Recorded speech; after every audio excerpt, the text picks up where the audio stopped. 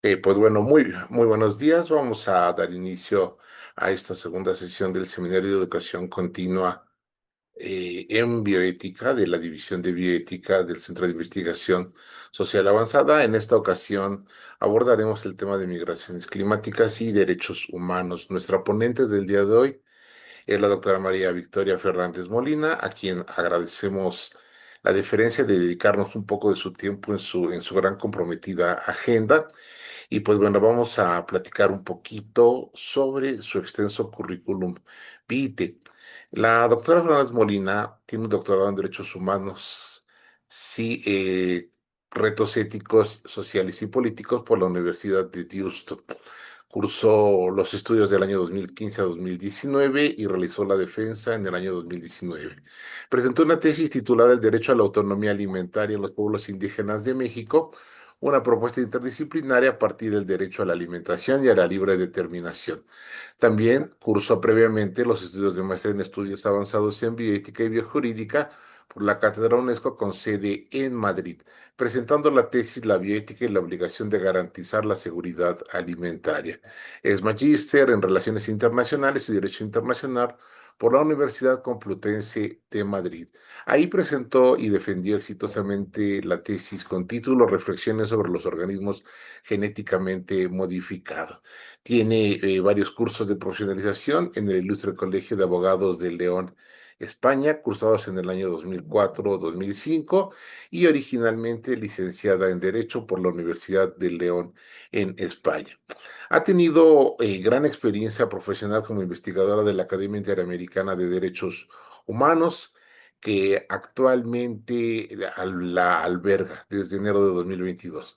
También fue miembro del equipo asesor jurídico del roster León for a Period de 3 años de la FAO para América Latina de agosto de 2021 a agosto de 2024, profesora de tiempo completo de la Facultad de Derecho de la Universidad Popular Autónoma del Estado de Puebla durante el periodo de agosto de 2021 a diciembre de 2021 y fue coordinadora del Centro Interdisciplinario de Bioética Global Aplicada, profesora e investigadora de tiempo completo de la Facultad de Bioética de la Universidad Anáhuac, México Norte. Ha sido participante como profesor en el Diplomado de Derechos Humanos e Igualdad de Género de la Universidad Autónoma de Chihuahua. Es representante del Instituto Bartolomé de las Casas en la red española para el Observatorio del Derecho a la Alimentación en la Universidad Carlos III de Madrid. También fue profesora de la alta especialidad en salud humanista por la Universidad Pontificia de México durante el periodo 2016-2017. Fue directora de la Cátedra de Derecho a la Alimentación y del Observatorio Mexicano del Derecho a la Alimentación de la Facultad de Jurisprudencia de la Universidad Autónoma de Coahuila en el periodo de 2013 a 2014. Fue directora del Instituto de Estudios sobre el Derecho a la Alimentación en la Universidad Pedregal del periodo 2010 a 2012 y consultora de la Fundación Sendas por la Igualdad de Género en Ecuador durante el periodo de 2007. Abogada especialista en migración, despacho de abogados jurídicos en Madrid, España. Cuenta con más de una docena de publicaciones de artículos en revistas especializadas en el campo de la bioética, los derechos humanos, la globalización y también con varios capítulos de libros. Y ha participado en la elaboración de múltiples guías al respecto. Le damos la más cordial bienvenida a la doctora María Fernández Molina y le vamos a ceder la palabra. Pero antes voy a hacer una pequeña acotación. Para el público que nos acompaña tanto por la plataforma Zoom como por las redes sociales, les vamos a pedir de favor que en el transcurso de la plática escriban sus preguntas en el chat, a las cuales nosotros iremos dando respuesta directa en el mismo chat de Zoom y las iremos agendando para que nuestra ponente tenga la gentileza de responderlas, ampliarlas al final de su plática. Corre tiempo, doctora. Usted puede compartir pantalla cuando guste.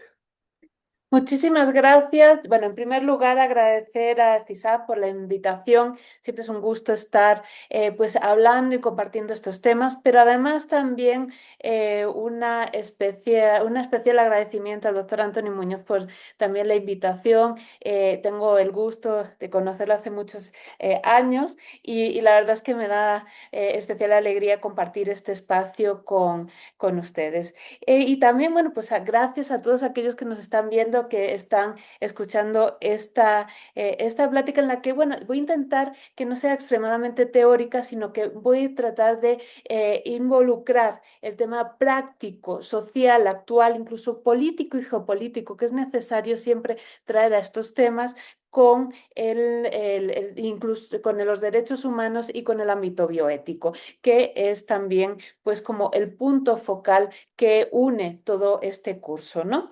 Y bueno, pues hablar de la migración climática es hablar de un reto, el reto del derecho internacional de los derechos humanos actualmente.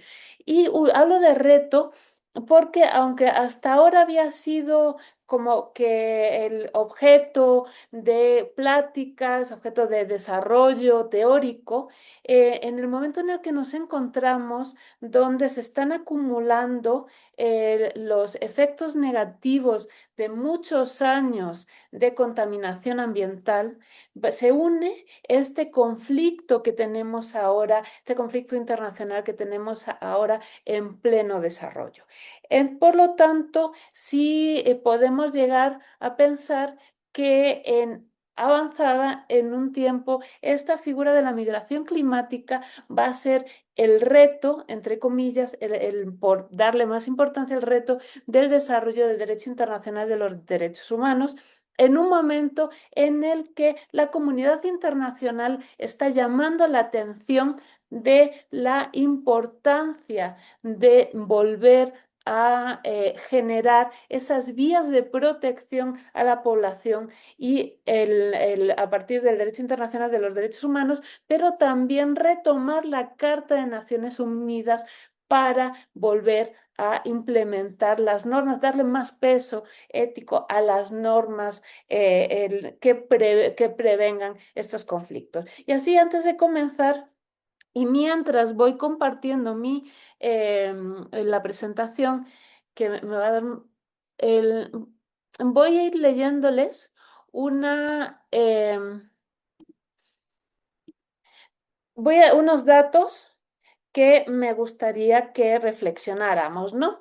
En este conflicto Estados Unidos-Israel versus Irán, tenemos que en los primeros 14 días hubo una contaminación, una huella climática de más de 5 millones de toneladas de CO2 solamente los 14 primeros días de la ofensiva. Según datos que publicó The Guardian sobre de una investigación del Instituto del Clima y por la comunidad, 2,4 megatoneladas de dióxido de carbono equivalente se generaron por la destrucción de 20.000 edificios civiles. 529.000 toneladas de CO2 equivalente se emitieron por consumo de combustible militar. 1,88 megatoneladas de CO2 de dióxido de carbono equivalente por el incendio de petróleo y combustible tras ataques a depósitos e infraestructuras energéticas. 172.000 toneladas de CO2 equivalente por la destrucción del hardware militar. 55.000 toneladas y por uso de CO2 equivalente por uso de municiones. Y bueno, también tenemos que incluir pues aquellos impactos agudos en la contaminación local. 120 incidentes de daño ambiental, entre ellos 92 evaluados de riesgo por la afectación a bases aéreas, hospitales, refinerías, contaminación de suelo, agua, aire, etcétera, ¿no? Entonces, estamos viendo que a pesar de que pues, ya llevamos una acumulación importante en la pues en la de contaminación, estamos sufriendo los cambios, el cambio climático, estas acciones que estamos viendo van a generar, si es posible pensar que van a generar una migración climática de los habitantes de esa zona. Y eso como introducción para hacer énfasis en la importancia de esa figura, de sustentar esa figura, porque vamos a ver que dentro del derecho internacional de los derechos humanos existe una laguna de protección para las personas que son víctimas de estas circunstancias. Y bueno, para introducir el tema del cambio climático, me gustaría enumerar los elementos con los que voy a comenzar. En primer lugar, voy a hablar del cambio climático someramente, porque me gustaría, como les decía, hacer ese nexo con los derechos humanos y la protección de las personas, de acuerdo al derecho internacional de los derechos humanos, los efectos del cambio climático en los pueblos y las comunidades y el cambio climático como causa de los movimientos humanos actuales. Esos serían como los tres elementos. Y bueno, añadí ahí una frase de la movilidad no responde a una elección libre, sino que es una necesidad de supervivencia. Y esto me gustaría también, extraje esta como frase porque me llamó la atención, porque hizo mucho nexo, no sé si han tenido la oportunidad de leer el libro de Potter, de Puente hacia el futuro y realmente con las salvas que podemos poner pues de acuerdo a la presentación de ese libro pues en una determinada época bajo una determinada metodología que podemos ahora pues hacer X críticas, sin embargo nos damos cuenta de que aquello que Potter estaba intentando comunicar y aquello que los científicos desarrollaron en la primera cumbre de la Tierra y todo ese trabajo iba orientado a lo mismo que estamos ahora viendo, solo que recrudecido, con armas más fuertes, con fuerte contaminación más agresiva y que vamos a tener de una vez por todas que poner un alto o unas vías de solución para evitar no solamente la pérdida de vidas humanas, que es, pues, dentro de lo que cabe, pues es lo más grave de estos conflictos, sino también la pérdida del medio ambiente, la pérdida de nuestros medios de subsistencia. Entonces, bueno, en esta línea ¿qué podemos hablar del cambio? ¿Qué es el cambio climático? Es la alteración significativa y duradera, es decir, no es que un año venga con más lluvia, menos, lo veíamos, pues aquellos, bueno, mis abuelos, por ejemplo, eran campesinos pues sabíamos que había años que había más lluvia, otros que menos, unos que había más sol, otros menos, etcétera. Pero cuando hablamos de cambio climático, hablamos de una alteración significativa y duradera de los patrones climáticos del planeta. Es decir, nos vamos a los extremos y esos cambios son duraderos. Y un aumento de la temperatura media global. Claro, algunos dirán, no, pero es que si aquí donde llueve más, pues hace más frío o hace más fresco o está más húmedo, sí, pero son cambios que provocan una modificación de los medios de vida y el hábitat de pues, determinados grupos humanos. Y ese es el resultado de la acumulación de gases de efecto invernadero en la atmósfera. Y claro, dirán, bueno, ha habido teorías que dicen, no, pero es que la Tierra en su evolución ha desencadenado estos gases de efecto invernadero. Sí, es cierto, la Tierra ha tenido sus movimientos, sus evoluciones, sin embargo, estamos hablando de un cambio acelerado, un cambio que si el ser humano no hubiera actuado, posiblemente esos cambios se darían en mucho tiempo más, ¿no? Entonces, ¿qué es lo que causa? ¿Qué es lo que separamos? ¿Qué es el cambio climático de los cambios? Pues podemos decir normales en el desarrollo de los movimientos de la Tierra, climáticos, etcétera, ¿no? El uso de los combustibles fósiles, fundamentalmente, la deforestación, también es una gran fuente y, bueno, les puedo poner ejemplos sobre el tema de deforestación y los efectos tan graves que genera en la tierra, la agricultura industrial, también después de la segunda revolución verde y la producción industrial intensiva. ¿Qué pasa?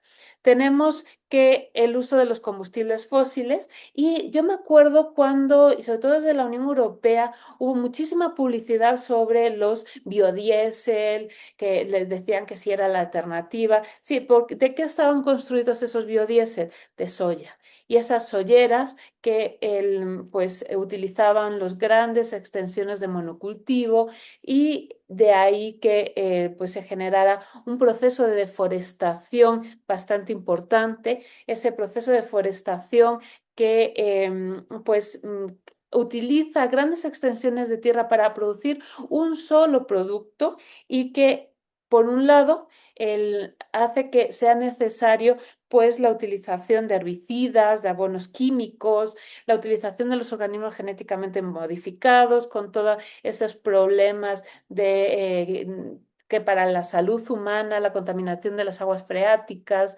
el exceso de utilización de agua, pues generaba problemas en su implementación, pero además la tierra se cansa y la tierra tiene que estar pues en barbecho. Y aquí les tomé algunos datos que para la restauración ecológica de una tierra que ha estado durante 4 años en producción intensiva con organismos genéticamente modificados y herbicidas químicos y abonos químicos, tenemos que necesita para una reestructuración ecológica de 5 a 10 años y para una reestructuración profunda de 10 a 20 años. Imagínense el daño que hace al equilibrio de la tierra. Por eso en muchos casos pues se utiliza una tierra, se deja en barbecho y se deforestan grandes extensiones de tierra para hacer lo propio. Y se generan de nuevo esa deforestación porque no alcanza a la primera a recuperarse para seguir con la segunda y la tercera. Por eso esa agricultura industrial, esa producción industrial intensiva es la que genera gran parte de esa contaminación, no solamente de la tierra, sino también del agua, porque pues, se acaba con los sistemas de agua, pero además se contamina el agua, las capas freáticas, etcétera, en esa producción industrial intensiva. Luego tenemos los efectos principales. ¿Qué efectos tiene? Pues el aumento de la temperatura global, pues ya no es un secreto pues cómo se están descongelando los polos y qué va a pasar cuando se descongele el incremento del agua, el incremento del nivel del mar, cómo va a quedar pues el mapa mundial, ¿no? Eventos climáticos extremos, desde sequías extremas hasta inundaciones extremas y la alteración de los ecosistemas. Todo esto, alteración del agua, alteración pues, de los ciclos, sobre todo pues, como la tierra, como nosotros, estamos muy unidos a la necesidad de agua, porque a partir del agua y a partir de la tierra, pues bebemos, comemos y podemos desarrollarnos e interrelacionarnos con el medio ambiente. Por eso esa importancia del cuidado del medio ambiente y de los sistemas de producción.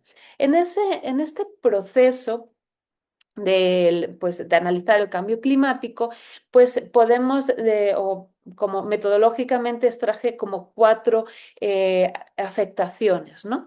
Afectaciones al agua, afectaciones a territorios y alimentos, afectaciones a la salud y a la seguridad y a las condiciones de vida. Los separé no porque estén separados, porque en un mismo evento nos vamos a encontrar muchas de estas afectaciones interrelacionadas. Y todas estas afectaciones están relacionadas con derechos humanos. Entonces, por eso es que vamos a ver efectos o vamos a ver pues desastres naturales que en las cuales se van a dar muchos de estos elementos que vamos a ver ahora y les voy a poner ejemplos, ¿no? Por ejemplo, del agua, pues escasez de agua potable. Podemos tener agua, pero esa agua es potable. ¿Qué efectos tiene a la salud de las personas el no tener agua potable? Y les pongo un ejemplo. Leía en temas de cooperación para el desarrollo, pues buenas prácticas, malas prácticas, etcétera. Imagínense un pueblo donde hay inundaciones, donde hay agua potable, pero hay agua, pero no es potable. Las poblaciones en situación de vulnerabilidad, pues como tienen poco acceso a alimentos, pues el Estado o la ayuda para el desarrollo, pues acaban repartiendo pues tratando de que la mamá no dé lactancia, no lacte y que dé polvitos para biberón, agua, las leches, leche en polvo, ¿no? Entonces, ¿qué pasó? Que intentando pues que la mamá no se descalcificara, no se hubiera problemas nutricionales, etcétera, el efecto fue que pues los niños, a los bebés se les hacía el biberón, se les preparaba el biberón con agua que no era potable. Problema que los niños acababan con graves problemas gastrointestinales, algunos morían porque no tenían tampoco acceso a una atención adecuada en salud y al final, pues por unas malas decisiones en política pública, no estructuración y no haber infraestructuras públicas, pues al final encontramos que pues, hay pues, muertes, en este caso de infantes, o muertes de aquellas o personas adultos mayores, personas enfermas, etcétera, por una mala prevención o una mala política pública, en primer lugar, de organización del sistema de aguas, pero también temas de salud, tema de alimentos y también temas de reparto o pensar la política pública para niños y el interés superior de niños y niñas, ¿no? Entonces, bueno, vemos cómo con malas decisiones podemos tener efectos que trascienden una inundación, que trascienden un tema meramente ambiental, sino que podemos tener pérdidas humanas y de los más vulnerables por una mala pues prevención. Por eso tenemos que tener muy en cuenta la gravedad de estas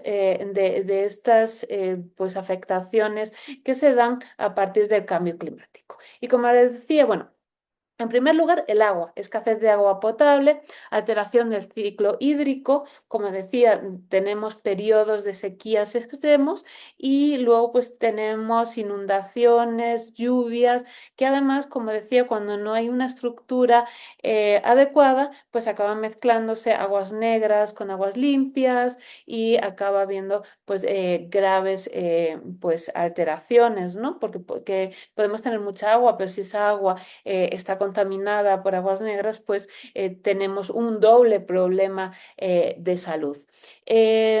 Mayor frecuencia de sequías e inundaciones que va unido, ¿no? Luego, territorio y alimentos, desertificación, uno de los graves problemas, porque por el tema del agua, por esas alteraciones del ciclo hídrico, pero también por la mala utilización de los suelos, por los monocultivos, el uso de químicos y el uso de estrategias de producción, sistemas de producción que no son sostenibles.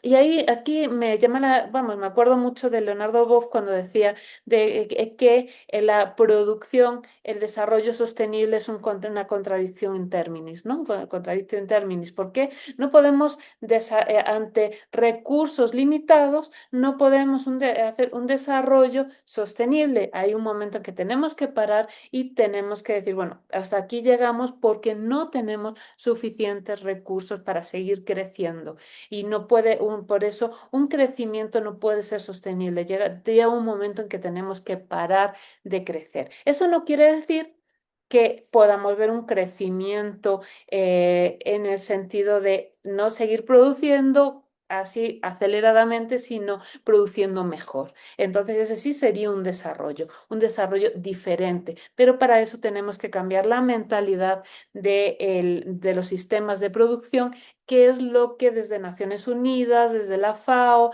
incluso con la Ley de Alimentación Adecuada que se aprobó en México en el año pasado, ese es el cambio, ¿no? Se está intentando un cambio de mentalidad en los sistemas de producción. ¿Por qué?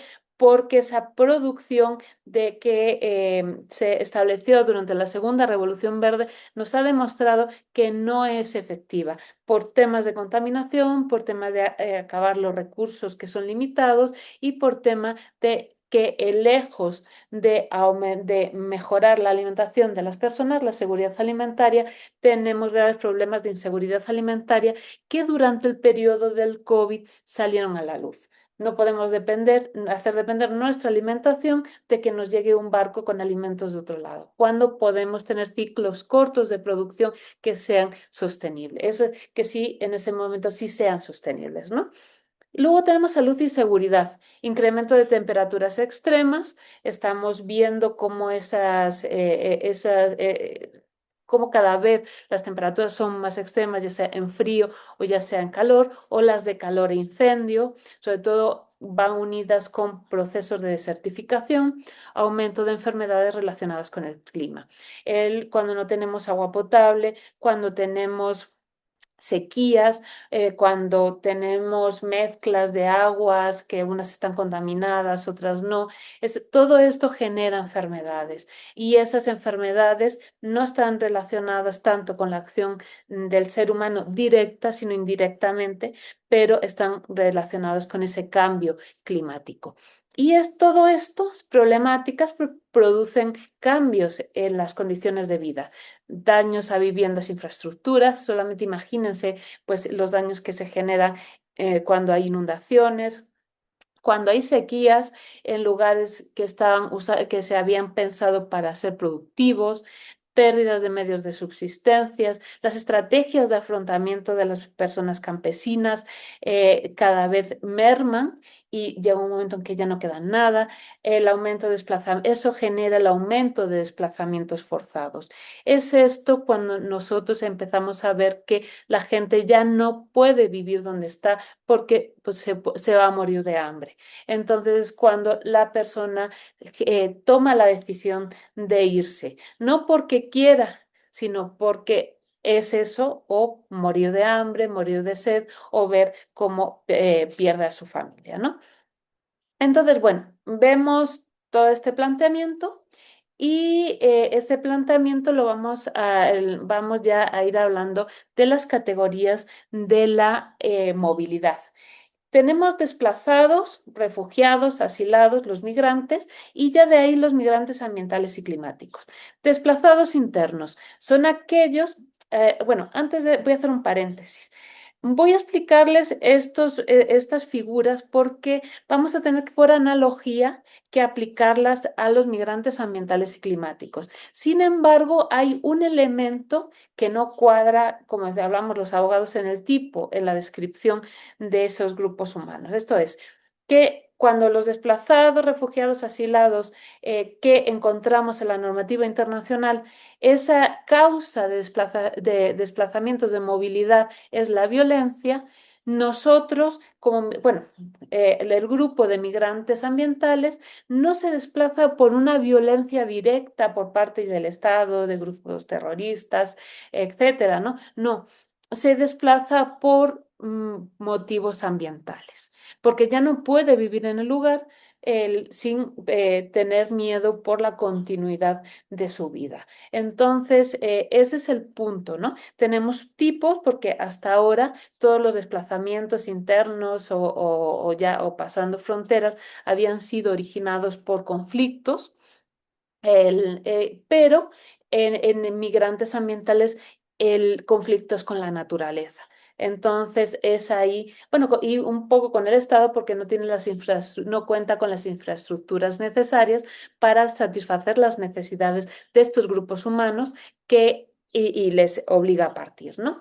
Entonces, bueno, tenemos desplazados internos. ¿Qué son los desplazados internos? Son aquellos grupos humanos que se van de un lugar a otro dentro de un mismo territorio, dentro de un mismo estado. Normalmente los desplazados internos se realizan por conflictos armados, violencias, desastres, pueden ser desastres naturales y violaciones graves de derechos humanos. Ese desplazamiento interno no pasa, no atraviesa fronteras. Entonces, ¿cuáles son sus sistemas de protección? el derecho internacional de los derechos humanos y cuando el Estado tiene la posibilidad de dar protección, cuando existe una mínima estructura estatal que da protección. Cuando entra el derecho internacional humanitario, cuando ese Estado no puede dar protección, aunque sea dentro del artículo 3 común a los tratados de derecho humanitario, los convenios, él habla sobre conflictos internos y esos desplazamiento interno estaría dentro de ese desarrollo, ¿no? Entonces tenemos que, ¿cuáles son los instrumentos jurídicos principales? Los principios rectores de Naciones Unidas sobre desplazamiento interno del 98, que se le da una protección mínima y la protección mínima es el derecho humanitario. Luego les voy a hablar un poquito de la diferencia de uno y de otro, sobre todo para aquellos quienes no sean juristas. Luego tenemos los refugiados.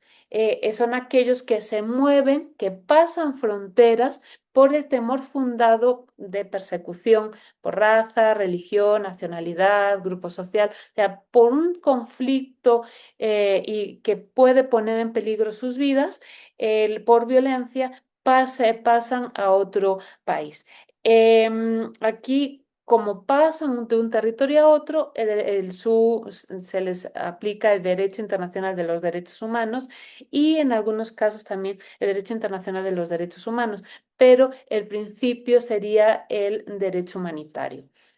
Porque tenemos dos territorios, entonces esa jurisdicción a veces es difícil y es aquí lo que hablábamos antes al inicio de los campos de refugiados, donde se juntan, bajo qué condiciones, etcétera, ¿no? Y el instrumento, pues, convenios de Ginebra sobre el Estatuto de los Refugiados. Luego tenemos los asilados, son aquellas personas que por miedo a persecución política u otras violaciones graves de derechos humanos piden asilo a un país y ese si es concedido, pues se le da las garantías para vivir, trabajar, etcétera, dentro de ese territorio. Es una forma como es de asentarse ya en otro país y que otro país abrace o proteja a esas personas, ¿no? Aquí, bueno, el artículo 14, la Declaración Universal de Derechos Humanos y las Convenciones Regionales Latinoamericanas, que realmente el tema de refugio, asilo, sobre todo de asilo en Latinoamérica, tiene una jurisprudencia bastante proteccionista. Y luego tenemos los migrantes, aquellos que deciden voluntariamente, bueno, a veces más voluntariamente que otras, pero bueno, por motivos económicos, sociales, familiares, educativos, pero aquí no existe, no está esa urgencia de me tengo que ir de aquí o me muero ya, o me matan, o no, migrante es urgente muchas veces, no es tan voluntario muchas veces, pero sí no existe esa premura de me tengo que ir. Y luego tenemos los migrantes ambientales, que pueden ser desplazados internos o pueden ser refugiados o pueden ser migrantes. Depende qué sea aquello que origina esa necesidad de movilidad. Entonces, bueno, ¿qué tenemos? Protección indirecta. Y eso es algo que voy a explicar un poquito más adelante. Pero antes, a grandes rasgos, no voy a hacer un desarrollo sobre la diferencia entre el derecho internacional humanitario y el derecho internacional de los derechos humanos, pero sí quiero nombrarlo para que no haya pues dudas, ¿no? ¿Cuándo se aplica derecho internacional humanitario? Es el mínimo de protección existente cuando hay conflicto. Ya sea, normalmente está pensado para situaciones de conflicto armado, ya sea interno o ya sea internacional.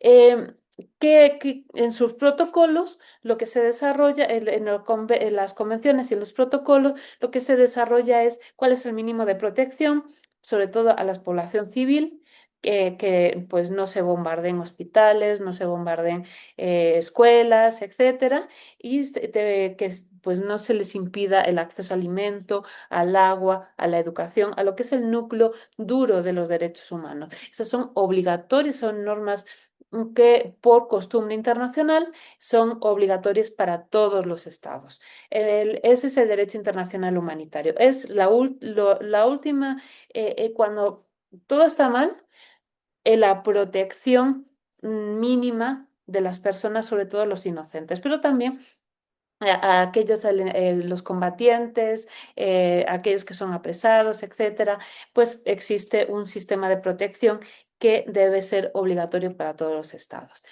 ¿Cuándo aplica el derecho internacional de los derechos humanos? Cuando sí existe una estructura todavía de Estado. Entonces se protege la dignidad humana y sobre todo el Estado está obligado a garantizar aquellos mínimos vitales bueno, aquella normativa hacia adentro de los estados que está en su constitución, en sus leyes generales, en sus leyes y reglamentos, etcétera, ¿no? Entonces, realmente las obligaciones del Estado en derechos humanos es respetar, proteger y garantizar los derechos humanos y algunos se pueden limitar en cuestiones de emergencia siempre y cuando haya una ponderación y se pueda justificar y esa limitación pues debe ser racional, justificada y limitada en el tiempo. ¿Cuáles son esos derechos fundamentales? El derecho a la vida, a la salud, a la alimentación, la vivienda, agua, no discriminación, no violencia, etcétera. Entonces, bueno, vemos cómo primero estaría el derecho internacional de los derechos humanos y luego tendríamos, en caso de que este no se pudiera aplicar porque no encontramos, existe un estado fallido, pues tenemos el derecho internacional humanitario que obliga a lo que quede del Estado y obliga también pues a los grupos insurgentes, grupos terroristas, grupos, todo, tienen también la obligación de cumplir ese derecho internacional humanitario como ratio menor de protección de la persona.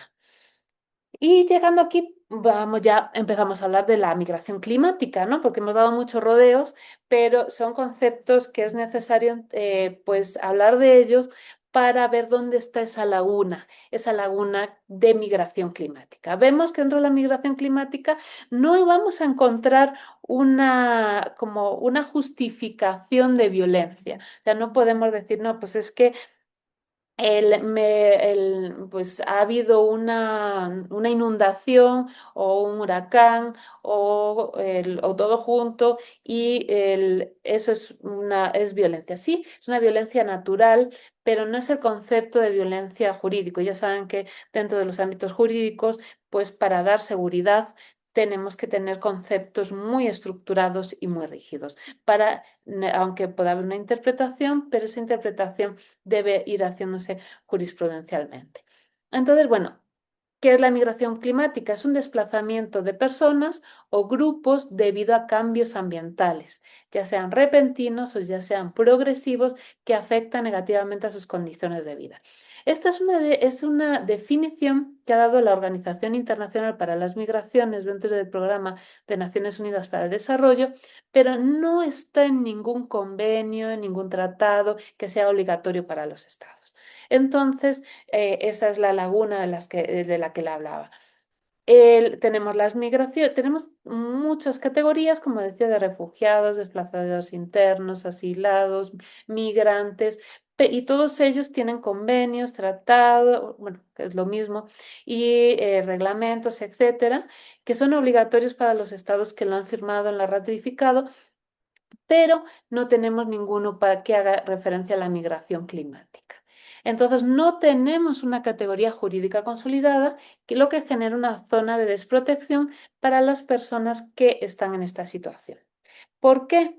Porque, en primer lugar, es un fenómeno multicausal.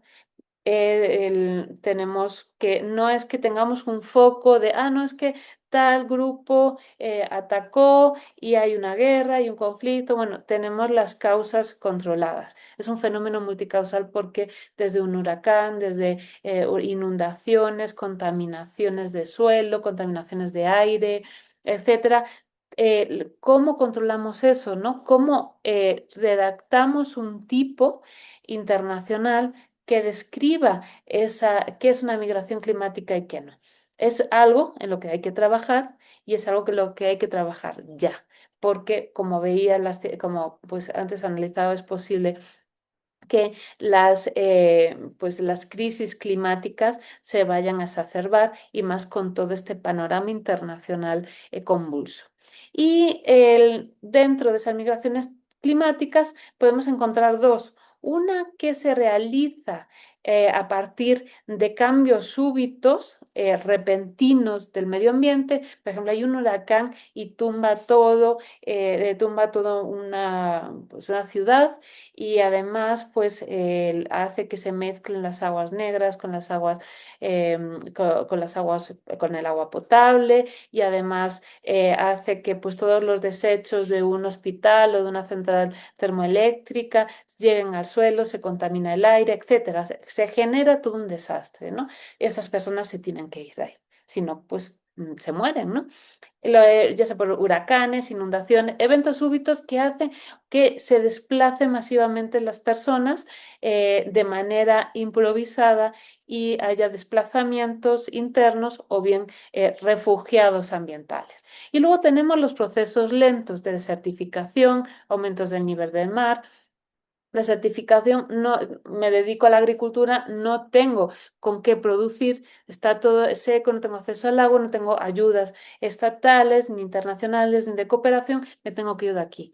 Dos, aumento del nivel del mar, ya no tengo tierra. O sea, me estoy quedando, el agua está llegando a la puerta de mi casa, así pues, siendo un poquito exagerada, pero está llegando y ya no tengo a dónde me tengo que ir. Y en esos, mientras que los eventos súbitos darían lugar a desplazamientos internos masivos o refugiados, los procesos lentos llevan a las migraciones irregulares, migraciones en situación de vulnerabilidad, etcétera, ¿no? Entonces, vemos que la migración climática constituye una categoría híbrida que desafía las clasificaciones tradicionales del derecho internacional y eso genera un reto para quienes pues desarrollan este tipo de conceptos. Entonces, el contexto de la migración climática tenemos dimensiones, dimensión ambiental, dimensión social y dimensión política. En la dimensión ambiental, bueno, tenemos el cambio climático, que es un multiplicador de riesgos, los riesgos que siempre se tienen, pero se multiplica. La degradación de los ecosistemas, por ejemplo, la deforestación, el, contaminación de lago, lacustre, de marítimo, de ríos, etcétera, y así se van perdiendo territorios habitables, se pierde fauna, a lo mejor esos grupos humanos vivían de comer, de cazar, de comer esa fauna, etcétera, y se va degradando el ecosistema y ya no es un ecosistema en el que el ser humano pueda desarrollarse. Tenemos la dimensión social, el impacto desigual. Como hablaba desde el principio, no es lo mismo sufrir los efectos de cambio climático con una estructura estatal que ayuda a prevenir y a paliar sus efectos a pueblos que están totalmente en situación de vulnerabilidad, como comunidades rurales, pueblos indígenas, países del sur global que no cuentan con una protección de política pública, ya sea de política pública de su propio Estado o ya venga de fuera, producto de la cooperación internacional. Entonces tenemos esa dimensión social. ¿A quién afecta más el cambio climático, la migración climática? A los más vulnerables, a los más pobres, a aquellos que están en situaciones de franca pobreza que además no tienen vías o estrategias, no se les da estrategias de afrontamiento de estas cuestiones. Y luego tenemos la dimensión política. Cuando hay pocos recursos, pues va a haber conflictos, conflictos por recursos, debilidad institucional y falta de políticas de adaptación. Esa reconstrucción, repensar política pública, sistemas de producción, repensar, bueno, pues de cómo voy a plantar, qué voy a plantar, cómo voy a regar, cómo voy a cosechar, etcétera. Esa falta de políticas de adaptación es lo que hace que no sea manejable ese cambio, ¿no? Y claro, cuando no hay conflicto, por ejemplo, y lo hemos visto, ¿no? Cuando hay más sequía, cuando vamos a comprar agua, está más cara. ¿Y quién puede quién puede cubrir ese plus del pago de un recurso, ¿no? Y sobre todo un recurso como el agua, que en principio no debería de poder venderse. Y menos cuando ese agua es necesaria para la vida. Entonces, vemos cómo hay una fricción entre los derechos humanos y los recursos que no están, los recursos que pues no son, que son finitos, que pues, no son pues renovables, ¿no? Y sobre todo en estrategias en procesos de cambio climático, procesos de desertización o bien procesos de pues inundaciones, etcétera. ¿Y cuál sería el marco de protección desde los derechos humanos? Pues tenemos el derecho a la vida, fundamental. El derecho a la vida como derecho humano siempre ha sido, ha sido complejo. Sin embargo, tenemos que el derecho a la vida nos ha dado el sustento jurídico para la protección y la garantía de los derechos económicos, sociales y culturales, ya sea a nivel interno de los estados, ya sea a nivel regional, por ejemplo, la Corte Interamericana de los Derechos Humanos, o ya sea a nivel internacional, pues con la Comisión de Derechos Humanos de Naciones Unidas.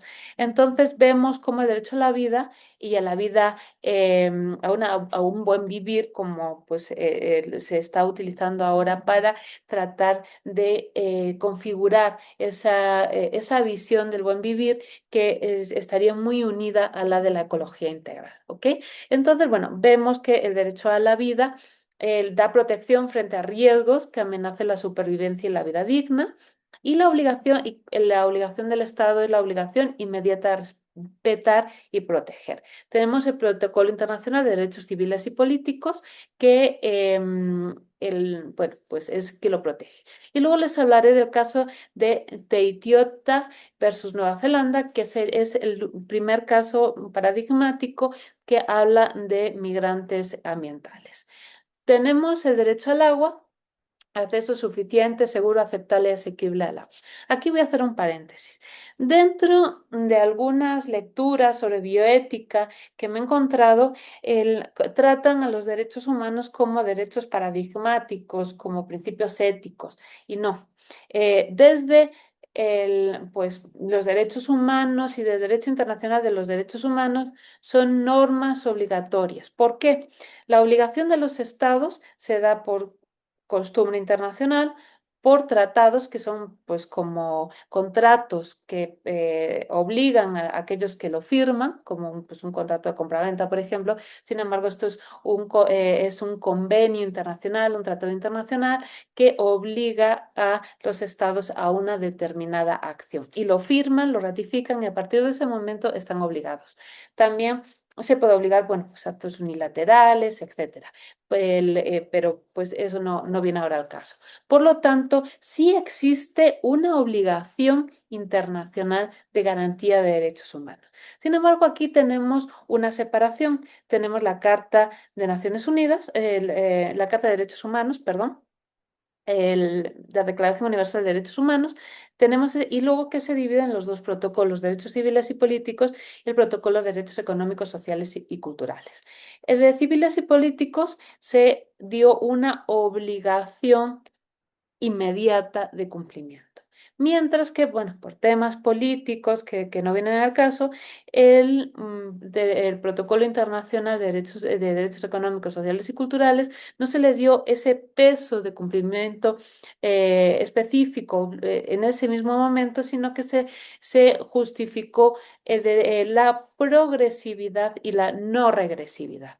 Por lo tanto, los estados tienen que ir cumpliendo esos estándares internacionales que están en las observaciones generales progresivamente sin justificar una regresión. Entonces vemos cómo sí se generan obligaciones y esas obligaciones se deben cumplir y si no se cumple, sí existe un castigo. Es diferente a las consecuencias que para un Estado tiene un incumplimiento, un hecho ilícito internacional, a que dentro de el Estado un incumplimiento. No es lo mismo si nosotros nos saltamos una norma del Código Penal, pues nos vamos a ir a la cárcel posiblemente después de un juicio. Sin embargo, es diferente la forma internacional de hacer cumplir. Sin embargo, no significa que no exista. Entonces, bueno, dicho esto, tenemos que la mayoría de estos derechos, exceptuando el derecho a la vida, el derecho a agua, alimentación, salud, vivienda, medio ambiente, Esos son derechos económicos, sociales y culturales que están protegidos en este protocolo, Protocolo Internacional de Derechos Económicos, Sociales y Culturales, del cual existe una obligación de cumplimiento de un punto mínimo: alimento, agua, salud, y podemos hablar de educación. Y a veces, vivienda a veces, sobre todo para algunas, bueno, otros casos, ¿no? Pero tenemos esto, es el núcleo mínimo. ¿Por qué ese núcleo mínimo es obligatorio para todos los estados? Porque es el que se justifica con la protección del derecho a la vida. Quien le falta alimentación, quien le falta agua, quien le falta acceso a una vivienda incluso adecuada, etcétera, pues no va a tener, no se le, es una manera de condenarlo a muerte. Entonces, dice, bueno, el núcleo básico del derecho a la vida está en la garantía de determinados niveles de derechos económicos, sociales y culturales, que es un poquito, ya llevándolo al mundo de la filosofía, lo que nos hablaba Rawls, ¿no? Todas las personas tienen que partir de una base mínima, a partir de ahí ellos se deben de desarrollar, pero esa base mínima debe ser obligatoria para todos, ¿no? Entonces, bueno, en este ámbito tengo pues varios, en esa protección indirecta del derecho a la vida que implica los DESCA. Tenemos, por ejemplo, el caso de Axa versus Paraguay de 2005, que protegía las condiciones mínimas de vida y para que lo que se consideraba una vida, pues un buen vivir, ¿no? Luego tenemos también el caso Saojoyamaxa versus Paraguay de 2006, que se desarrolla cuál es el estándar de vida digna de acuerdo a la Corte Interamericana. Y luego tenemos otro también contra Paraguay, de el cual son los elementos básicos de la vida digna necesarios para esa vida. Sin esos mínimos en los cuales la persona puede morir, pues, y habla de agua, alimentación y salud. Son como los tres mínimos. Por lo tanto, esa protección, y me extiendo tanto, es una protección indirecta para aquellos migrantes pues climáticos. Es la protección que tienen. Estos son los instrumentos. Claro, como no tienen un tratado donde se desarrolle sus derechos y las obligaciones de los estados, tenemos que acudir a esta protección indirecta que deviene del derecho a la vida y que se reconoce en este caso de Teotitia versus Nueva Zelanda. Luego tenemos además el principio de no discriminación y el principio de no regreso, la prohibición de devolución a territorios donde exista riesgos graves para la vida y la integridad. Es decir, si vienen hacia mi territorio, yo país X, un grupo de personas huyendo de un evento natural, pues no los puedo devolver, porque sé que si los devuelvo, devolverlos es como condenarlos a muerte. Por eso tenemos estos principios que sería el marco de protección desde los derechos humanos. Y ese marco de protección tenemos la interrelación e indivisibilidad de los derechos humanos, basados pues en la dignidad de la persona. Y el concepto de buen vivir, que como decía, podemos hacer un análisis entre el concepto de buen vivir y el de ecología integral y van a casar completamente. Entonces, bueno, como veíamos antes en el cuadrito, la matriz que les ponía anteriormente, tenemos la salud, tenemos alimentación, agua, medio ambiente sano y vivienda. Entonces vemos cómo desde las primeras causas que veíamos de pues, contaminación, pues, los gases, de contaminación de la tierra, del aire, etcétera, cómo puede ir yendo esa evolución de la contaminación, del cambio climático, hasta llegar a grupos de personas que tienen que salir de su medio para huir, incluso a campos de refugiados ambientales, para poder, pues, poder sobrevivir, ¿no? Entonces vemos cómo todas estas decisiones que se toman desde los estados, desde también terceros, como son empresas, y la propia persona, cómo es las decisiones que se toman, es como un efecto mariposa que puede generar graves daños a, pues, a las personas que además son las más vulnerables, que eso es algo que hay que poner de relevancia. Entonces, bueno, como veíamos, la protección en materia de derechos humanos está en las interpretaciones progresivas del Comité de Naciones Unidas, que cada vez va reconociendo más esta figura del refugiado o el migrante ambiental. Protección, como veíamos, el núcleo mínimo de DESCA, que es obligatorio para los estados porque se justifica de acuerdo a la protección del derecho a la vida, que pertenece al al Protocolo Internacional de Derechos Civiles y Políticos, que es obligatorio para todos los estados. Y el principio de no devolución, que está en expansión, oye, igual que no puedes devolver a tal grupo que llega porque pues está habiendo un genocidio en su país, si los devuelves los van a matar, igual no puedes devolver a un grupo de migrantes ambientales o un grupo de desplazados ambientales o de refugiados, porque si regresa a su casa, pues se van a morir, van a hacer frente a las causas de las cuales han huido, ¿no? Y bueno, la jurisprudencia emergente. Ahora les cuento un poquito de qué iba ese caso.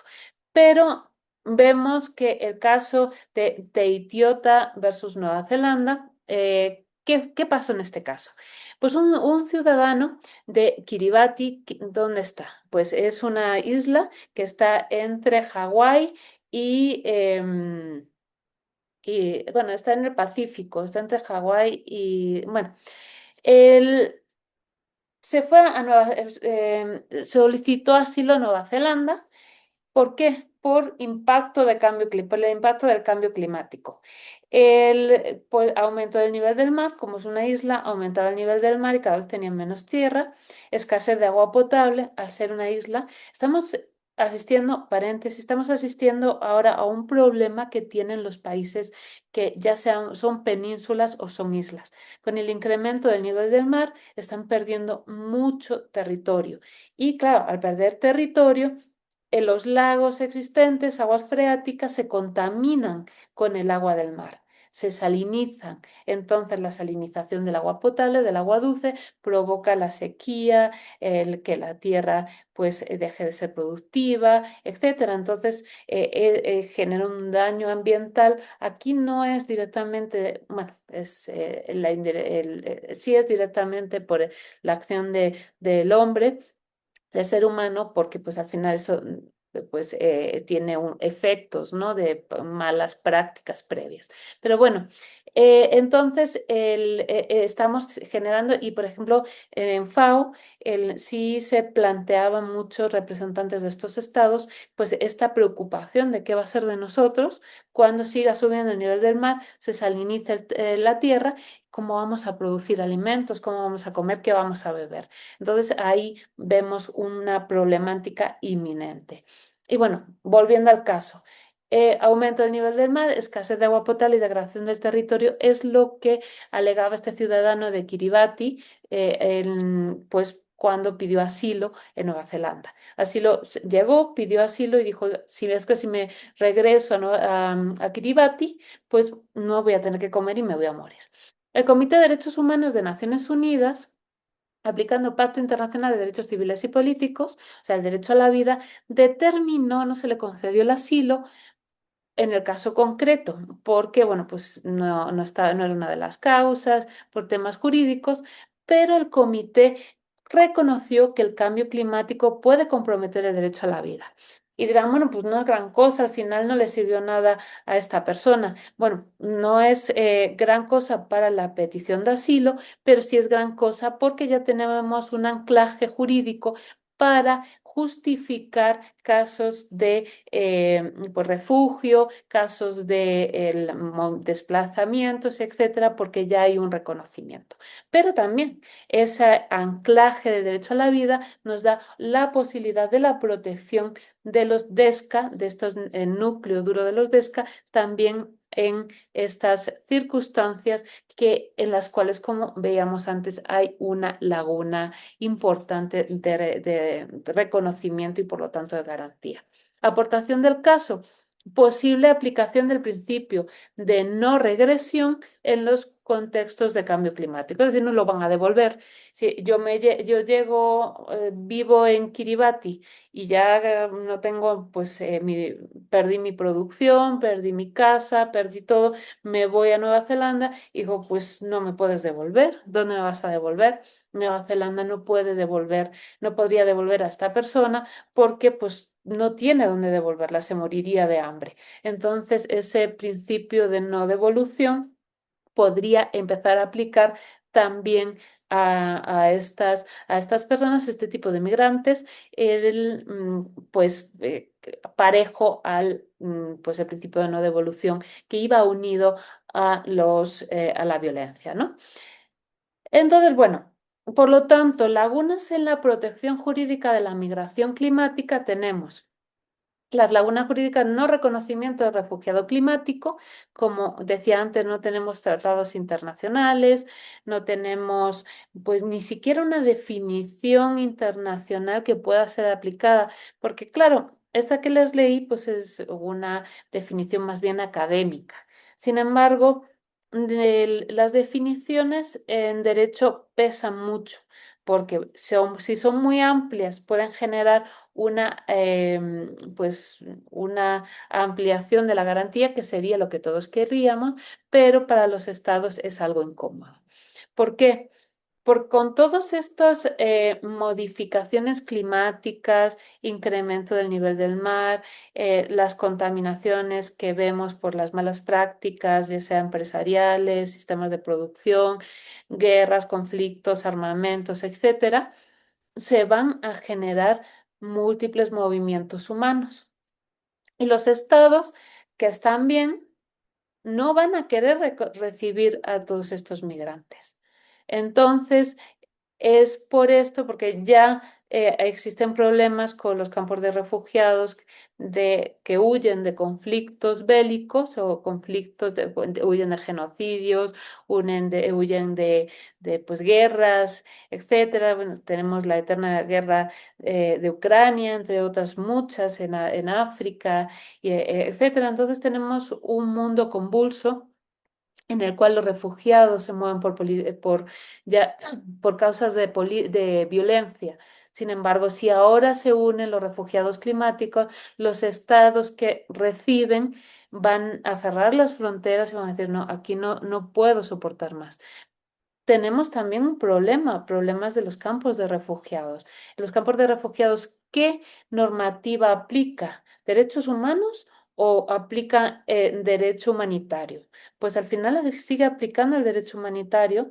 Sin embargo, pues el derecho humanitario está hecho para casos muy específicos y limitados en el tiempo. Sin embargo, los campos de refugiados que se vuelven eternos, al final acaban generando graves problemas de violencia, de vulneración de derechos humanos hacia adentro, de abusos, de tráfico ilícito, etcétera. Entonces, esto es algo que debemos repensar como humanidad, porque no es la solución. Los campos de refugiados no son son soluciones que son inmediatas, pero no pueden ser soluciones sostenidas. Entonces, realmente, ¿dónde podríamos ver? Y eso me gustaría tratarlo más cuando aborde el tema bioético, el tema de la prevención. Comenzar a pensar previniendo. Pero bueno, antes vamos a hablar de las lagunas, la falta de instrumentos jurídicos vinculantes, es decir, el Estado se puede lavar las manos, como en este caso Nueva Zelanda, de, oye, pues a ver, no te voy a dar asilo porque pues no tengo una normativa que me obligue, que el asilo es algo voluntario de los estados, pero pues si ya hay una normativa, es difícil que el Estado pueda alegar, oye, pues no, y más Nueva Zelanda que tampoco tiene una gran carga pues, peticiones de asilo. Luego, respuestas estatales reactivas, no preventivas. Yo, Estado, actúo una vez que pasa el problema, pero no prevengo. Desigualdad en la responsabilidad climática. Tenemos quiénes son quienes generan la contaminación de suelos, aire, agua, etcétera. Pues no son las que lo sufren. Entonces, esto es algo que ya se comienza a hablar, ya en las universidades ya se empieza a de hecho, Hay una alumna en la academia que está empezando a trabajar el tema de la tipificación del ecocidio como crimen internacional y es algo que vamos a tener que empezar a desarrollar porque, bueno, pues sí se contabilizan, por ejemplo, los daños humanos que se generan en un conflicto, pero no se contabilizan aquellos daños que van a generar las secuelas de dicho conflicto o los sistemas de producción, nunca siempre se externalizan este tipo de costos. Y quienes sufren estas externalizaciones no es la empresa, ni siquiera el Estado, son las personas que sufren pérdida de agua, contaminación, etcétera. Y les pongo un ejemplo.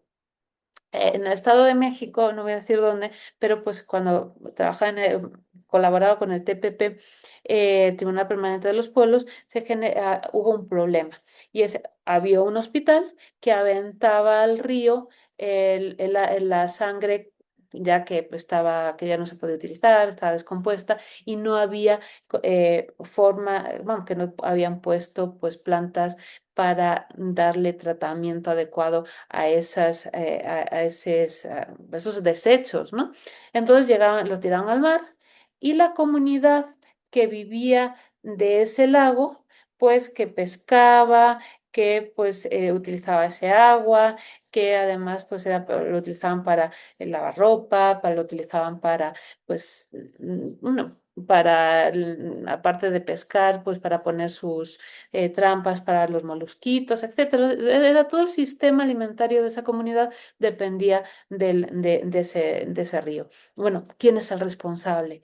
¿Qué efectos sobre, obviamente, pues es el hospital, pero también el Estado que no ejerce ese cuidado para proteger los medios de vida? Por lo tanto, existe esa responsabilidad, debe ser común pero diferenciada, diferenciada de tú te estás beneficiando de que estás dando un servicio pero no estás dando el tratamiento o no estás pagando por el tratamiento de tus desechos. Y no vale con pagar una multa porque pues dentro de los sistemas liberales no proteccionistas, pues dicen, no, pues pagas una cuota por efecto invernadero. Ok, tú lo pagas, se lo queda el Estado, que se lo gasta a saber en qué, pero ¿quiénes son los que viven con las externalidades de esa mala práctica? Pues son las poblaciones vulnerables. Y lo vemos perfectamente con la basura, tratamiento de recursos, cuando está recogiendo la basura, ¿quiénes son quienes acogen más basura? ¿Quiénes viven con un desarrollo, con todo un crecimiento de desechos, de plásticos dentro del agua, de contaminación alimentaria, pues son las personas más vulnerables. Por eso, esta es una forma de responsabilidad común pero diferenciada. Tenemos que comenzar a pasar por también por una clave ética, todas estas políticas de pago de cuotas que no son justas. Tenemos que hablar de justicia climática. Y hablar de justicia climática es hablar de responsabilidad y de responsabilidad común, pero como hablaba, diferenciada. Y es que ya me he encontrado muchos casos de, no, bueno, está la comunidad X al lado del mar y de repente le dicen, no, es que esa comunidad vive de pescar tal pez y ese pez está protegido. ¿Ok? Sacan a ese grupo humano de ese lugar donde estaban viviendo y pues sobrevivían bien con su culturalidad, etcétera, y resulta que quitan a ese grupo para poner un complejo hotelero. ¿Qué contamina más? ¿Un complejo hotelero o un grupo humano que vivía de pescar una determinada especie? Entonces ahí tenemos que hablar realmente de lo que significa la justicia climática. Y por eso el ámbito de la bioética global es lo que yo considero o propongo como la vía para pasar por un tamiz ético todas estas decisiones de política pública que al final, lejos de acercarnos más a una justicia climática, a una justicia global, nos alejan y hacen sufrir más a las personas en situación de vulnerabilidad. Entonces, aquí quienes menos contribuyen al cambio climático son quienes más sufren sus consecuencias. Y ya, para terminar, ¿cómo hacemos ese link, esa unión entre pues migración ambiental, migración climática, bioética global y derechos humanos. Y tenemos pues nuestros principios y a lo mejor estos principios no son los que estamos acostumbrados a trabajar, ¿no? Pero vamos ante situaciones o casos diferentes, vamos a tener que acostumbrarnos o vamos a tener que empezar a pensar en global, en bioética, sobre todo cuando hablamos en medio ambiente, porque ya no estamos hablando de hacia adentro, el yo, cómo yo actúo, sino cómo actuamos en comunidad. O cómo exigimos a nuestros estados que actúen, o cómo exigimos al orden mundial que actúe, ¿no? Entonces, nos tenemos que fijar en esa interdependencia que tenemos entre la persona, la comunidad, los ecosistemas y cómo los ecosistemas están interrelacionados también. Lo que pasa en Oriente Medio nos va a acabar pasando factura a nosotros también. Lo que pasa en África nos va a pasar factura también a nosotros. Y lo que pasa acá pasa factura también en otras partes del mundo. Por lo tanto, existe esa interdependencia entre personas, comunidades y ecosistemas. Esa interdependencia nos lleva a la responsabilidad. Responsabilidad. ¿Y cómo generar esa responsabilidad? Ya no voy, no hay tiempo y tampoco es el momento de hablar de la responsabilidad de Has Jonas, etcétera, ¿no? Como desde la bioética. Pero sí debemos no reaccionar, no ser reactivos, sino preventivos, ¿no? Entonces, cuando abordamos estas problemáticas desde la prevención, ayudamos a los más vulnerables. Cuando las decisiones humanas, ya sea en comunidad, en Estado, en la forma que ustedes quieran, se hacen previniendo, tenemos conocimiento suficiente, tenemos herramientas tecnológicas, todo lo que necesitamos para prevenir. Esa prevención, al final, a quien más ayuda y a quien más protege es a los más vulnerables, aquellos a los que tenemos que voltear a ver y empezar a tener en un punto central de la política pública, como pues lo tiene cuando hablamos de política pública con perspectiva de derechos humanos, cuando hablamos de educación con perspectiva de derechos humanos. ¿Quiénes son a los primeros a los que volteamos a ver? A los más vulnerables, porque si protegemos a aquel que es más débil, protegemos al más fuerte. Sin embargo, si protegemos al más fuerte, eso no implica que protejamos al más débil. Es un poquito lo que hablaba Luigi Ferrajoli con la ley de más débil, ¿no? Responsabilidad, principio de solidaridad, la cooperación estructural no asistencial. Es la solidaridad, esa necesidad de cooperación entre los pueblos. ¿Que no quieren cooperar los estados? Son instancias, pero sí nosotros como pueblos debemos cooperar. Ya nos hemos, el sistema westfaliano de las estructuras, de las fronteras, etcétera, ya está obsoleto. Hemos pasado por un proceso global que está en retroceso, sin embargo, nunca va a volver a ser un sistema de fronteras. Y eso nos va a llevar a la necesidad de aplicar el principio de solidaridad como, como norma ética y lo ideal sería que también como norma jurídica. Vemos cómo la cooperación es necesaria y siempre está como subsidiaria de las obligaciones del Estado. Estado, si no puedes cumplir garantizando tales derechos, tienes la obligación de pedir ayuda a otros para que evitar que tu población sufra. Entonces tenemos la solidaridad no solamente como una norma ética, sino también como una obligación jurídica. Y lo tenemos en tratados que son obligatorios para los estados. Claro, tiene efectos para el Estado que son los que no se quieren asumir, pero sí existe. Y luego tenemos un concepto de justicia global con la redistribución de los riesgos y responsabilidades. Pero no es una redistribución igualitaria, no somos iguales, sino equitativa. Tenemos que proteger a aquellos que están más vulnerables y aquellos que generan el daño son los que deben asumir la mayor parte de la responsabilidad. Entonces, no es de todos por igual, todos asumimos, no. Quienes más, pues, contribuyan al daño, más tienen que responder. Y así, la migración climática pues es un desafío ético global que exige repensar la dignidad humana en un mundo interdependiente. Claro, aquí tenemos que ver y tenemos que replantearnos cuál es la visión que tenemos del otro.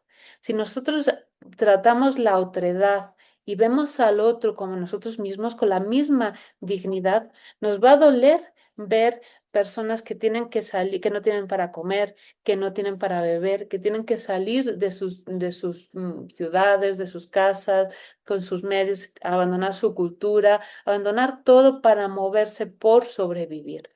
Entonces, es repensar la dignidad humana y ver al otro como uno mismo, porque muchas veces se habla de migrantes, de refugiados, es algo así como algo que nos parece tan lejano, que nos parece tan sumamente como abstracto, que no le ponemos cara y ojos, y como no le ponemos cara y ojos, no le ponemos rostro y no le ponemos esa necesidad de dignidad que tiene la persona.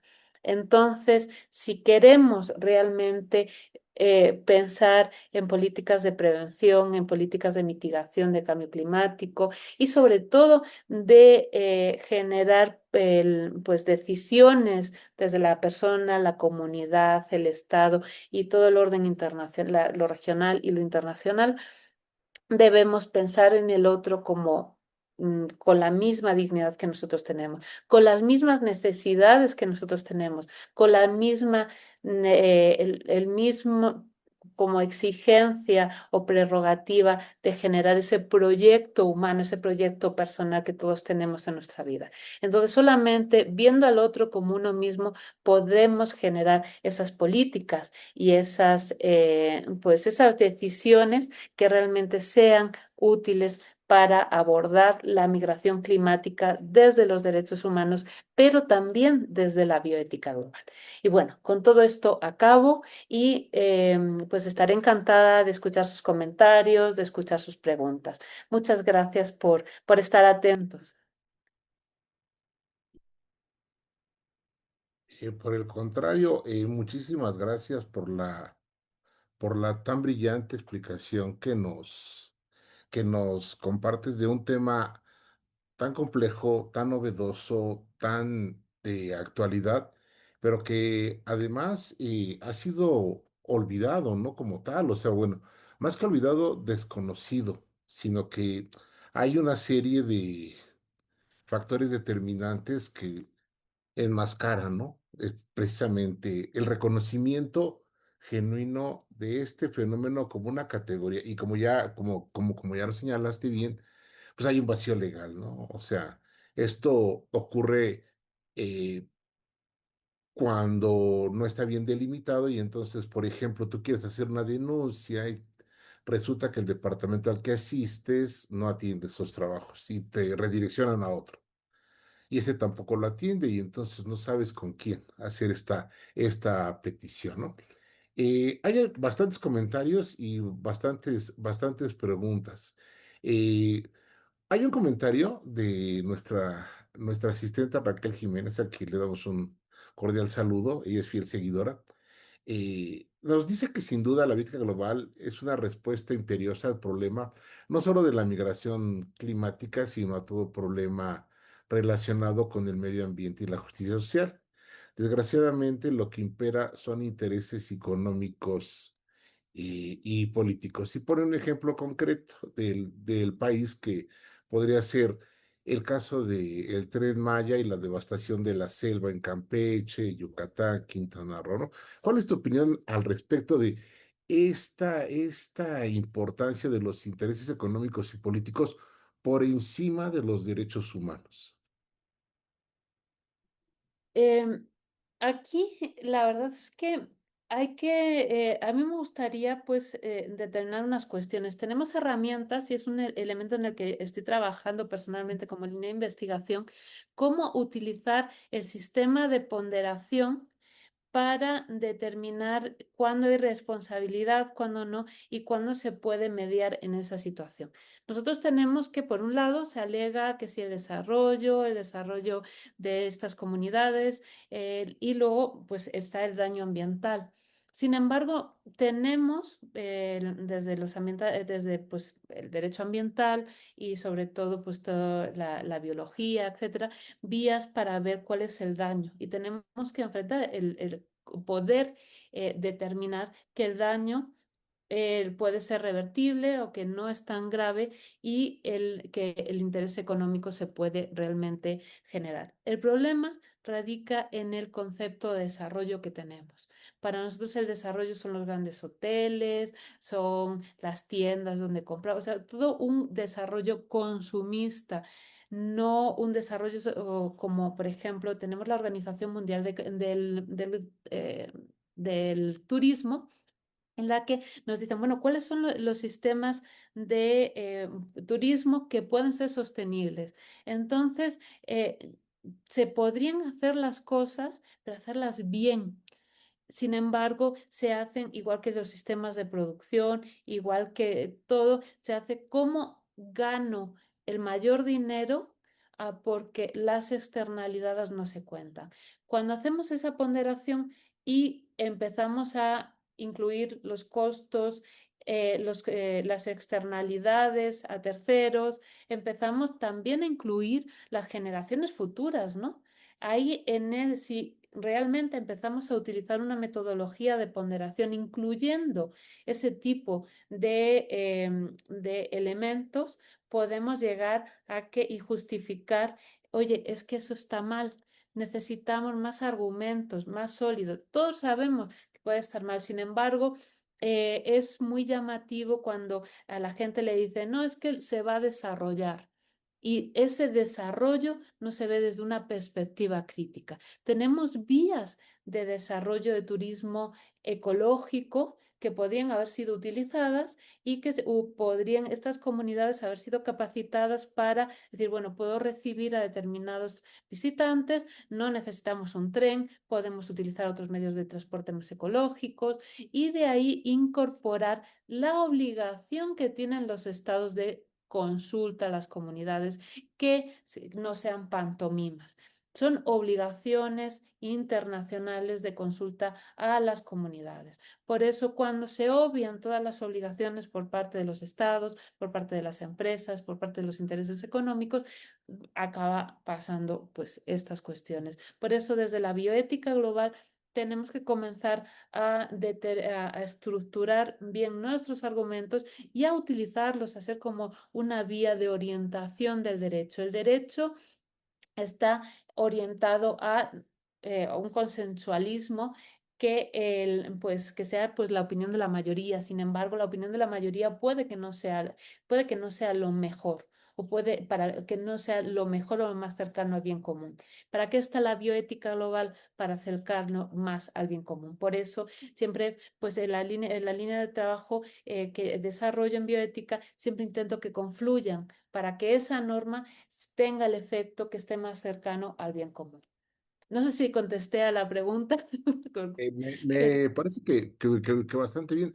A mí me llama bastante la atención este punto que tocas, doctora, de pues la integración de las comunidades originarias, por ejemplo. O sea, porque el Estado te va a decir qué es lo mejor para ti. O sea, habría que tomar en cuenta, ¿no? Estas cosmovisiones, estos usos y costumbres, estas cuestiones. Mencionaste varios ejemplos, ¿no? Al respecto. Y en este sentido, la bioética global, como bien dices, pues es un puente, ¿no? De diálogo que nos permitiría hacer una estructura deliberativa inclusiva, incluyente, ¿no? Hay otra pregunta que nos dice Gerardo Álvarez, le damos un cordial saludo, también nos sigue fielmente. ¿Cuál es tu opinión en cuanto al vínculo con la ética global que mencionabas? La percepción de quien pregunta es que la resolución ética en problemas humanos se ha departamentalizado, se ha atomizado. Entonces, cuando especializas demasiado un campo, pierdes objetividad focal, por decirlo de alguna manera, ¿no? Esto lo podemos ver, por ejemplo, con especialistas del área médica, sin peyorizar, es muy importante la medicina, pero vaya, hay alguien que solamente sabe de cierta parte del cuerpo y se ha especializado muchísimo en esa parte del cuerpo, ¿no? Una glándula, puede ser un órgano, que a veces cuando enfrenta un problema que tiene que ser atendido de una manera un poco más distante, le cuesta un poco de trabajo y a lo mejor un médico de segundo nivel podría atenderlo, ¿no? Supongo que pasa lo mismo aquí con la pregunta que nos hace Gerardo. La compartamentalización y especialización de la ética no permite generar un marco global. ¿Tú qué opinas al respecto? Sí, yo lo que opino es que estamos en un proceso que había como unido bioética con medicina.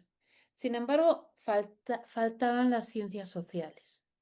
Y no es por ponernos medallas ni nada, pero necesitaba esa relación de las ciencias sociales que nos dan cómo bajamos esa ética al grupo social y cómo del grupo social subimos a la ética. Eso no quiere decir que estamos en un mundo de relativizaciones, de que todo vale, todas las opiniones. No, a ver, tenemos que tener también una metodología científica aplicable y en eso estamos trabajando.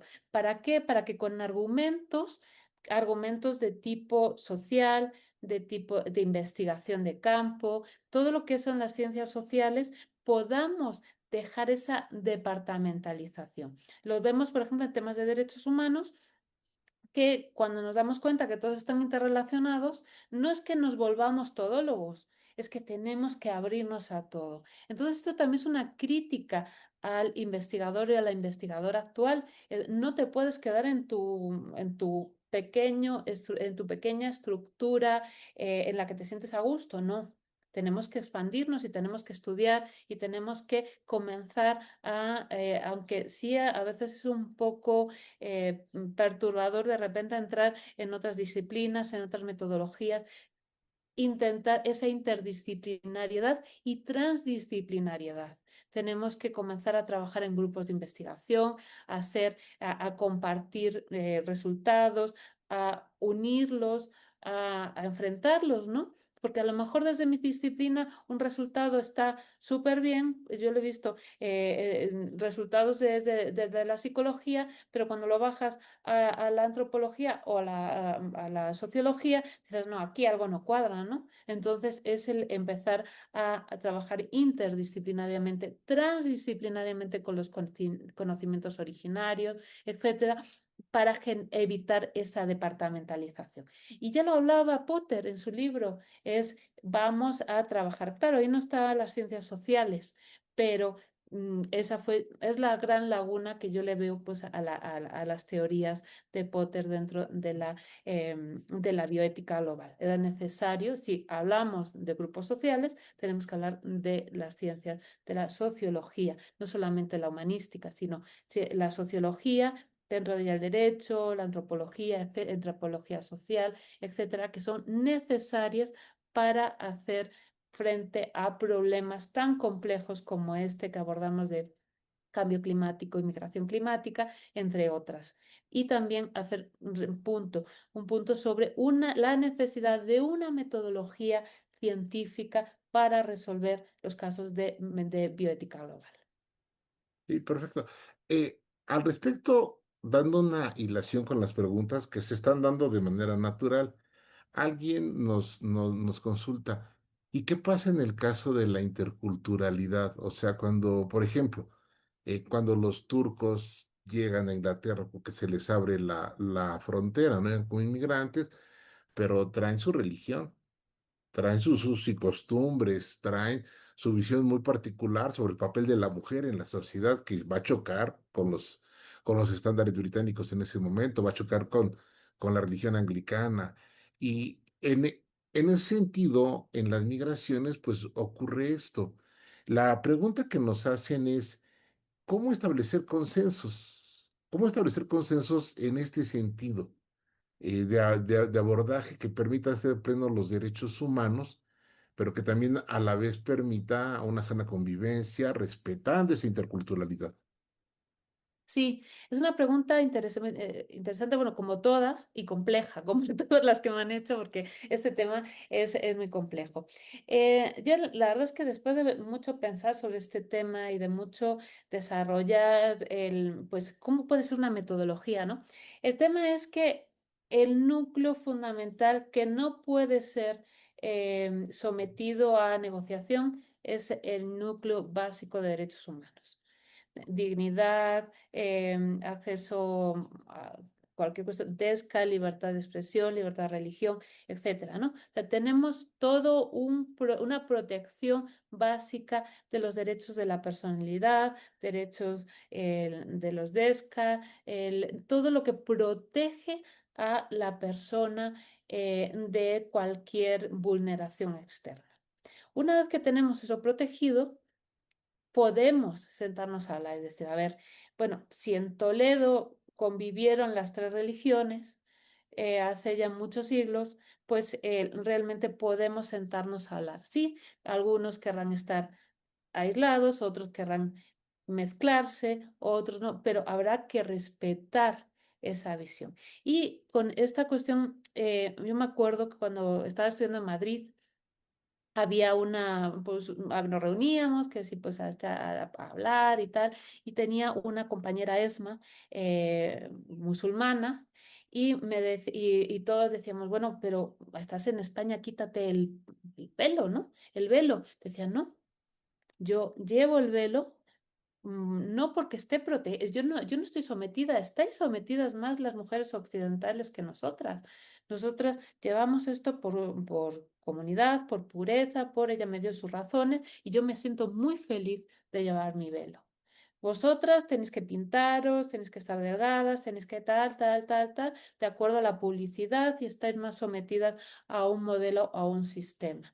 Y realmente, si hacemos un estudio, ¿quién está más sometido que? Claro, siempre y cuando el núcleo de la protección de la dignidad humana esté garantizado. O sea, nada de maltrato físico, psicológico, discriminación, etcétera. Todo eso debe estar.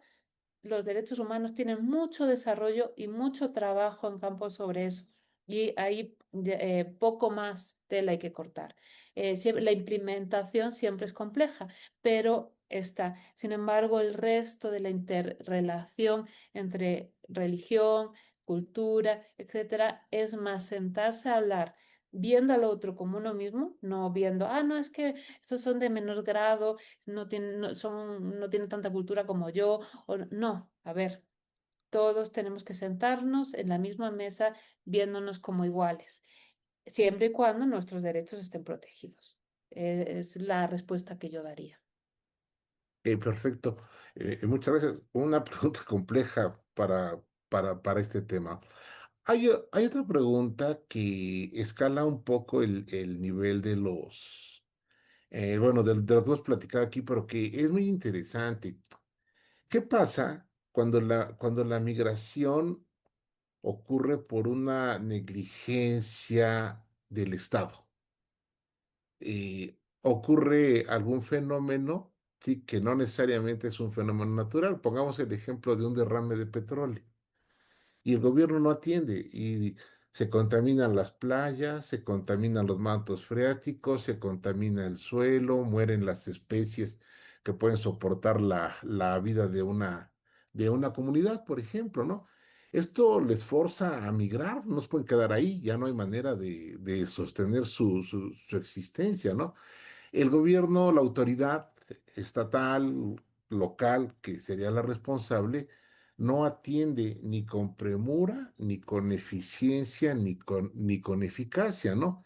Entonces, en este sentido, esta negligencia, pues es una violación a los derechos humanos fundamentales que el Estado tendría obligación de proteger. ¿Hasta dónde los efectos irreversibles de esto, como serían enfermedades de la población que migra, enfermedades de los vulnerables que migran, muertes de estos, pudiera ser inclusive criminalizado como un etnocidio? específicamente hablando.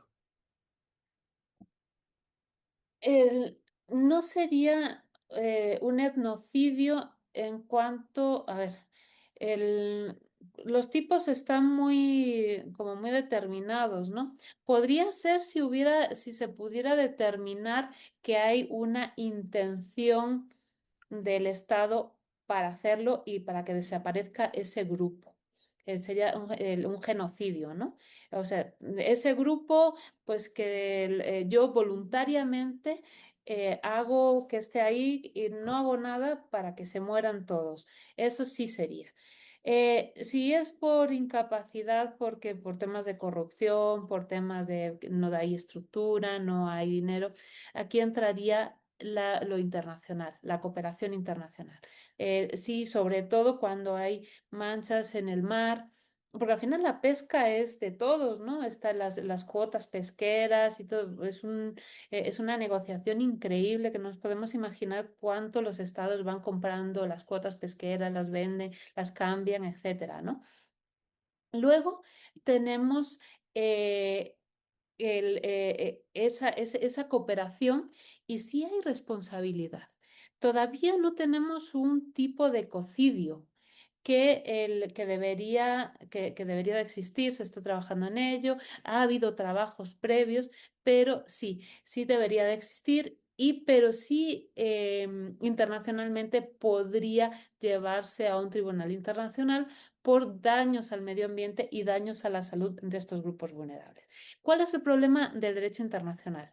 El que como tienen que ser estados los que denuncien a otros estados, es ahí donde está lo problemático. Sin embargo, si pasara aquí en México, por ejemplo, tendríamos la Corte Interamericana que esos grupos podrían poner una denuncia ante la Comisión y la Corte Interamericana seguramente entraría a conocer y ahí haría responsable al Estado en caso de tener pruebas. Entonces, sí tenemos herramientas internacionales, sí hay justiciabilidad. A lo mejor tarda más, pero sí existen las vías adecuadas para hacerlo. Entonces, la idea es que se haga cada vez más, que haya cada vez más denuncias, se popularice más y que también dentro del sistema internacional comencemos a generar estas vías más directas de acceso a la justicia internacional en casos de ecocidios, en casos de vulneración de los derechos de las comunidades, etcétera, porque ahora los tipos son muy reducidos y es difícil, tiene que ser una violación de libro para que pueda activarse ese tipo de protecciones, como decía, de genocidio o crímenes de lesa humanidad. Perfecto, muchísimas gracias. Eh, Nuestra compañera Marisol Esquinca, que nos sigue también fehacientemente, bueno, te mando una gran felicitación, ¿no? Por, obviamente, tu gran conocimiento y la facilidad con la que lo haces digerible a nosotros, que no somos especialistas en este campo, ¿no? Este, hace una pregunta, que si ella ha estado presente en algunos campos de refugiados por guerra y uno de los problemas más graves que ve en la mayoría de los países es que no permite que los refugiados participen en la vida económica del país, no se les permite trabajar y obvio la ciudadanía se queja porque no los quieren mantener, entre comillas, ¿no? Me pregunta Marisol que si es de tu conocimiento algún proyecto en el que el país que recibe a estas personas se vea de alguna manera forzado legalmente, inducido legalmente a recibirlas y apoyarlas, y obviamente más en materia ambiental. En materia ambiental, no. ¿Cuál es la figura que obliga al Estado que recibe a pues dar a una protección a estas personas? El asilo. Cuando hay asilo, hay procesos en los que estados, por ejemplo, Canadá, hubo un proceso de apertura de asilo, incluso hubo muchos mexicanos que pidieron asilo, etcétera. El asilo es la figura que los estados tienen para dar esa protección. Pero cuando tienes un campo de refugiados de muchísimas personas, es lo que hablaba antes, los estados no quieren hacerse responsables. Por eso no aplica la ley del Estado interno. aunque es parte del territorio de un Estado, no aplica esa ley sino el derecho humanitario. El derecho humanitario fue creado para aplicarse en momentos muy específicos de conflicto y posconflicto, pero cuando ese conflicto ya acabó es un conflicto que pues que ya lleva muchísimos años, los campos de refugiados deben de generar una transición. Como bien dice, puede ser una transición de asimilación o una transición, porque ya incluso las personas que están dentro de los campos de refugiados ya no son los mismos que llegaron, ya son sus hijos o sus nietos. Entonces, es ahí donde esa figura de los campos de refugiados no es, vulnera los derechos humanos, no es sustentable y debe de cambiarse. Una de esas vías es el incluirlos dentro de la economía de los países. El problema es que los países no quieren dar, ¿por qué? Porque si los asimilan y les dan la nacionalidad o les dan un permiso de trabajo, ya se van a quedar ahí. Entonces ya van a pedir acceso a la sanidad, a la educación, ya van a pedir, y a lo mejor incluso tienen cultura diferente, religión diferente, etcétera. Entonces, cuando nosotros estamos tan polarizados, no, pero yo no quiero que estén en mi residencia porque me van a quitar el trabajo, me van a quitar la salud, etcétera. Entonces, esto es un proceso internacional, de ayuda internacional, para que estas personas puedan tener sistemas de producción, por lo menos de autoproducción. Es decir, bueno, pues vamos a transformar ese campo de refugiados en una, aunque sea una pequeña ciudad donde puedan tener sus huertos urbanos y puedan ya no verse como extranjeros, ¿no? Sino como ya parte del territorio. Pero para eso se tiene que trabajar en educación, se tiene que trabajar en política pública, se tiene que trabajar en psicología social, etcétera. Y son cuestiones que los estados no quieren trabajar. Y incluso las corrientes políticas se agarran de estas cuestiones para criminalizar a estos grupos y decir, no, es que van a venir ellos y les van a quitar el trabajo y les van a quitar. Y eso es un gran cáncer para el desarrollo común de las personas, para el generar comunidad. Entonces, tendríamos que cambiar muchísimo nuestros sistemas de la otredad, de ver al otro, de ver y a partir de esos cambios generar procesos que existen de asimilación, a partir del respeto de la diferencia, pero como decía antes, cumpliendo con esa protección del núcleo central de los derechos humanos. Perfecto, pues muchísimas gracias. Estamos llegando al cierre de este webinar del Seminario de Educación Continua en Bioética con un tema bastante de frontera, bastante novedoso sobre el cual hay que trabajar mucho, pero lo más importante de todo, con la mejor especialista que hay en el campo en México. Esto es de Muchas gracias. agradecerse y despertó muchísimas expectativas, muchísimas dudas. Creo que las preguntas lo reflejan, el grado de complejidad de las preguntas, que más allá de llenar espacio, son inquietudes son bastante genuinas. Hay un campo de trabajo muy grande, ¿no? En el cual nosotros, desde el Centro de Investigación Social Avanzada, pues sin duda estamos abiertos para colaborar, para apoyar estas iniciativas que trabajas, ¿no? Desde la parte de investigación de los derechos humanos en el campo de la globalización. Les agradecemos a todos su presencia. Reiteramos las gracias a la doctora María Victoria Fernández Molina, y le recordamos que en breve en nuestro canal de YouTube del Centro de Investigación Social Avanzada CISAP podrán acceder a esta grabación. A nombre de mis compañeras de división, la maestra Patricia Raquel Mancilla Dávila, que es la responsable de sus programas, la maestra Andrea Munguía Sánchez, que fue quien ha diseñado esta serie de webinars, y a nombre mío propio, Antonio Muñoz, les damos las gracias y les deseamos un excelente día. Hasta luego. Hasta luego, muchas gracias a todas y a todos. Hasta luego.